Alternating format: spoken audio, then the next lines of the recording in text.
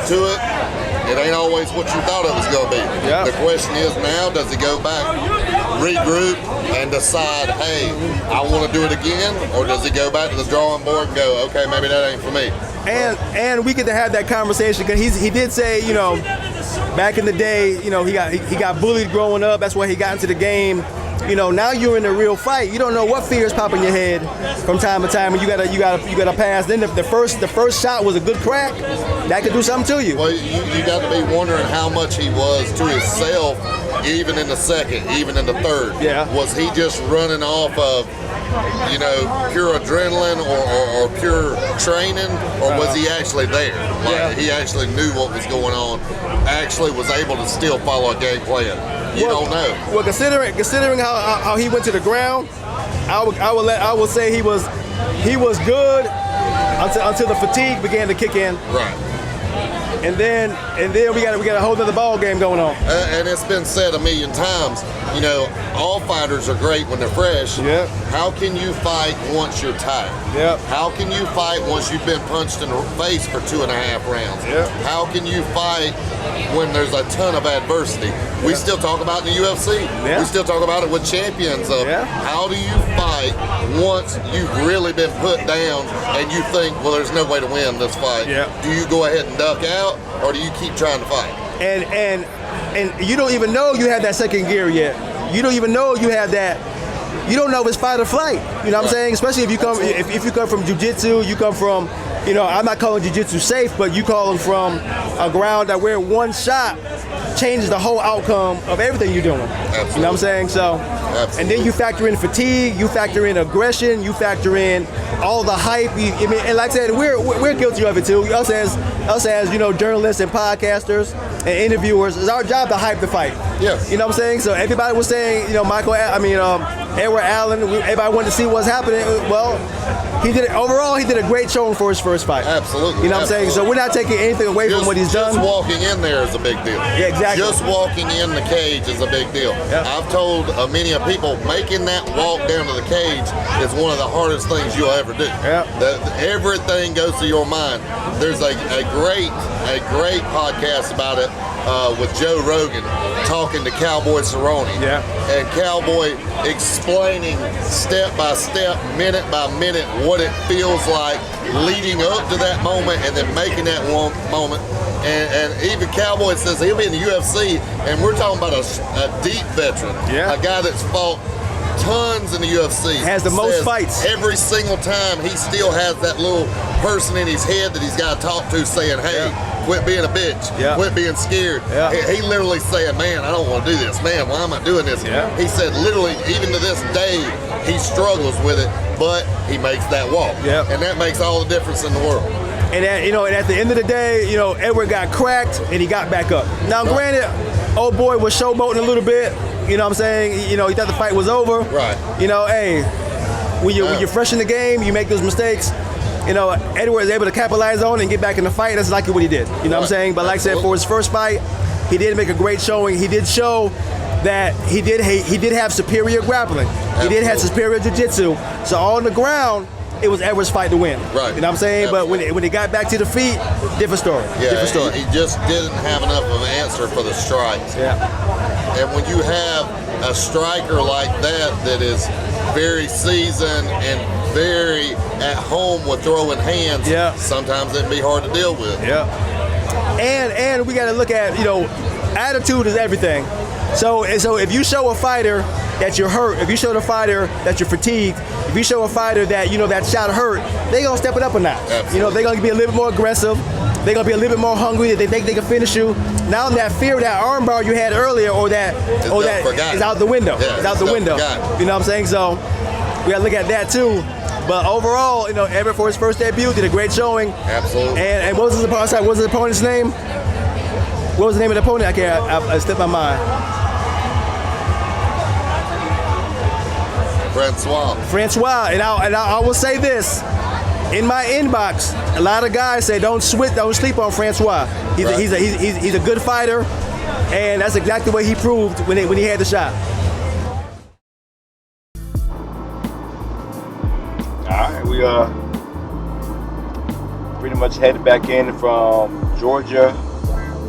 We was at Falcons, Fury, Harley-Davidson, and we was at NFC 125. So one of the things you can tell about a good show is who shows up.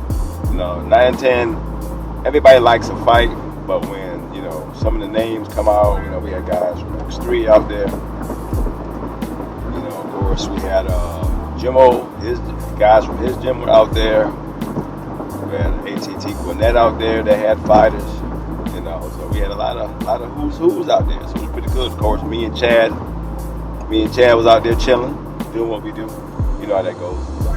We cut up as usual.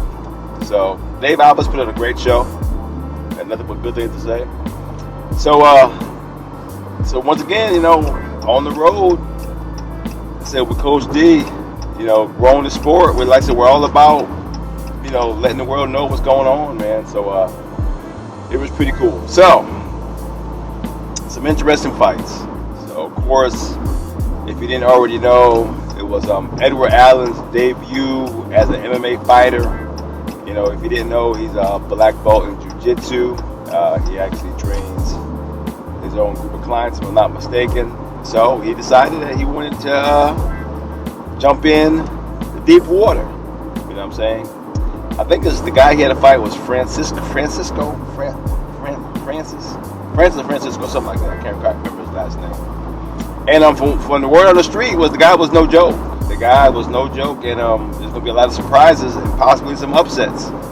So and that's kind of exactly how it went down. When the bell rang, the guy came out, if I'm not mistaken, straight right down the middle, dropped, Edward in the first round. So when the guy threw his hands up, like if the fight was over, I would consider that a rookie move because the ref didn't stop the fight. So allowed the fight to continue. But I can get into it more. I probably wait for my podcast for that. But Allen made a great showing for his first fight. And, and growing pains, man.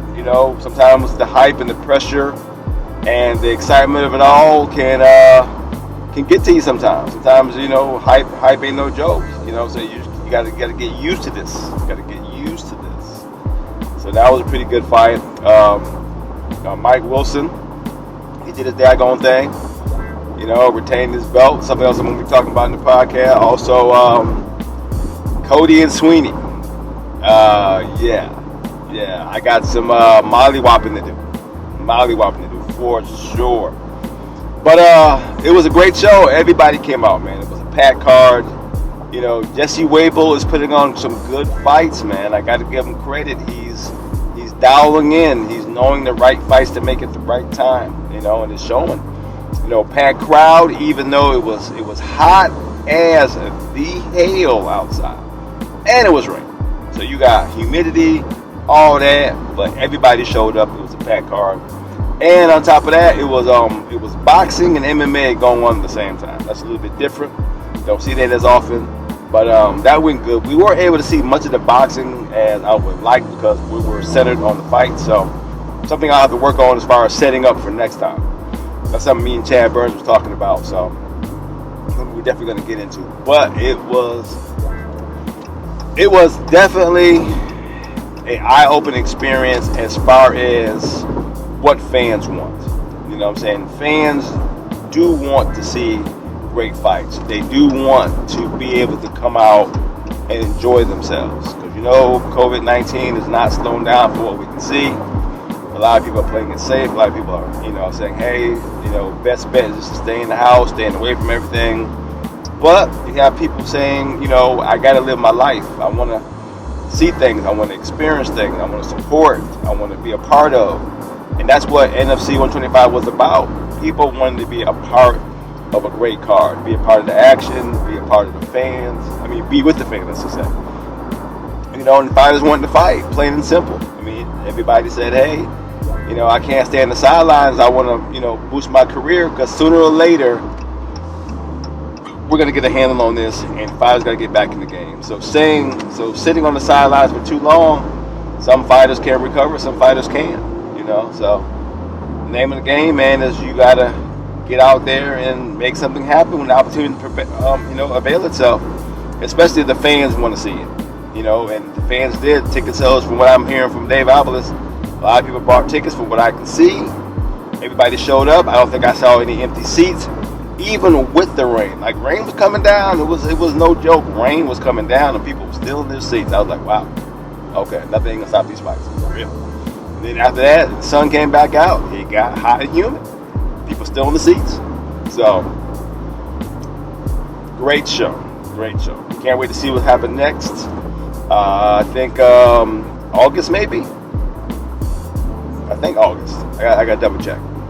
So we might be out there again. We'll see what's going on. But hey, that's what we're doing, man. We're showing these fights, talking about amateur upcomers, talking about what's happening next in the sport, because our job is to grow the sport. So we're going to keep talking, keep letting people know what's going on. Hey, this is Coach D. I'm trying to make it work. If you hear from me again, peace out.